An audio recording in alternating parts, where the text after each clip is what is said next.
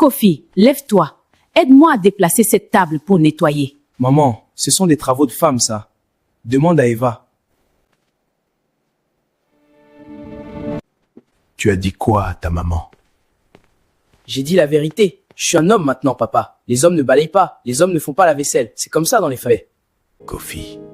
Tu dis que tu es un homme. D'accord, je vais te poser 3 questions d'homme. Si tu peux y répondre, on en reparlera. Est-ce que tu paies le loyer de cette maison? Non, mais Est-ce que tu achètes la nourriture que tu manges? non. Est-ce que tu protèges quelqu'un dans cette maison, ta maman, ta sœur, concrètement, avec tes actions chaque jour? Un homme, Kofi, ce n'est pas une taille ou une voix. C'est une responsabilité. Aujourd'hui, tu réclames les droits de l'homme sans emporter les charges. Je vais te dire quelque chose que mon père m'a dit. Ce que tu ressens est réel. Tu changes vraiment. Ton corps change, ta force change, ta façon de voir le monde change. Ce n'est pas une illusion. Tu deviens un homme, c'est vrai. Mais il y a une différence entre commencer à devenir et avoir fini de devenir. Cette différence, elle est plus grande que tu ne le penses. Laisse-moi te montrer ce qui se passe dans ta tête quand tu te regardes dans ce miroir et que tu dis « Je suis un homme maintenant ». La testostérone fait quelque chose de puissant dans ton corps. Elle augmente ta force physique, elle change ta voix, elle modifie ta façon de percevoir l'espace. Tu te sens plus grand, plus fort, plus présent dans une pièce. Et elle envoie un signal très fort à ton cerveau. Je suis différent maintenant. Ce signal est réel. Mais le cerveau fait une erreur de traduction. Il confond je suis physiquement différent avec je suis moralement arrivé. Quand la testostérone n'est pas guidée par la sagesse, elle appelle quelqu'un d'autre aux commandes. J'appelle ce personnage le faux homme. Tu l'as peut-être vu chez d'autres garçons. Peut-être chez toi ce matin. Le faux homme croit que la virilité se prouve en refusant de servir, en parlant fort, en traitant les femmes de sa maison comme ses servantes, en réclamant le respect qu'il n'a pas encore gagné. Il ressemble à un homme, mais il est creux à l'intérieur, comme un fruit beau dehors et pourri dedans. À l'adolescence, le cerveau masculin devient hypersensible au statut social. Les chercheurs l'ont prouvé, le cerveau du garçon adolescent réagit au respect et à la hiérarchie d'une façon très intense. C'est pour ça que tu ressens si fort quand tu penses qu'on ne te respecte pas. C'est pour ça que travailler comme un enfant te blesse profondément, même si c'est dit avec amour. Ton cerveau traduit ça en menace sur ton statut, et il réagit pour défendre ce statut. Pas parce que tu es mauvais, parce que tu es en construction.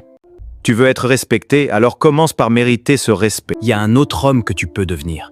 Pas le faux homme qui réclame, le vrai homme qui construit. Et voilà la différence fondamentale. Le faux homme dit je mérite d'être servi. Le vrai homme dit je suis capable de servir et c'est ça ma force. Le vrai homme dans la Bible, dans la vraie vie, se reconnaît à ses actes de service. Boaz a travaillé ses champs avant de commander ses serviteurs. Jésus, le Fils de Dieu, a lavé les pieds de ses disciples. Pas parce qu'il était faible, parce qu'il était assez fort pour servir sans perdre sa dignité.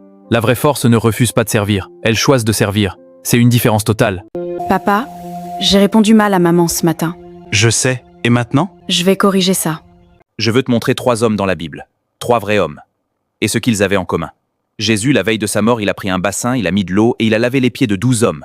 Jean 13, verset 5. Le plus grand servait. Pas parce qu'on le lui demandait, parce que c'était sa nature d'homme fort. Boaz, homme riche, propriétaire. Il saluait ses ouvriers en disant que l'Éternel soit avec vous. Ruth 2, verset 4. L'homme fort respecte ceux qui travaillent sous son toit. Et Paul dit, quand j'étais enfant, je pensais comme un enfant. Quand je suis devenu homme, j'ai mis fin à ce qui était propre à l'enfant. 1 Corinthiens 13, verset 11. La vraie maturité ne se déclare pas, elle se démontre. Tu veux savoir comment je savais que j'étais devenu un homme? Ce n'était pas quand j'ai eu ma première barbe. Ce n'était pas quand j'ai eu mon premier salaire. C'était le jour où ta maman était malade, épuisée, et moi j'ai cuisiné, nettoyé, mis ta sœur au lit, et je n'avais pas honte. Parce que je savais que ma force ne dépendait pas de ce que je refusais de faire, elle dépendait de ce que j'étais capable d'accomplir pour les miens. Tu veux les droits de l'homme. C'est normal et tu grandis, tu veux être traité comme un grand. Je comprends ça. Mais écoute-moi bien, les droits et les charges grandissent ensemble. On ne peut pas avoir l'un sans l'autre. Droit de l'homme, être respecté, être consulté, avoir sa place à la table, avoir son opinion entendue. Les charges de l'homme, protéger les siens, contribuer au foyer, honorer sa mère, servir sans perdre sa dignité, être fiable avant d'être puissant. D'accord. Servir sans perdre sa dignité, être fiable avant d'être puissant. Ce n'est pas quand tu réclames les droits que tu deviens un homme. C'est quand tu portes les charges sans qu'on te le demande. Ce jour-là, tout le monde verra l'homme, sans que tu aies besoin de l'annoncer. Kofi, ce matin j'ai mal parlé. Pardon maman. Si mon fils. C'est là. C'est ce moment-là, quand il sert sans chercher à être vu. C'est là que l'homme commence. Celui qui peut se mettre à genoux pour servir est plus grand que celui qui ne veut se baisser pour personne. Papa, toi, les travaux à la maison, tu ne trouves pas que c'est dur? Après une journée de travail?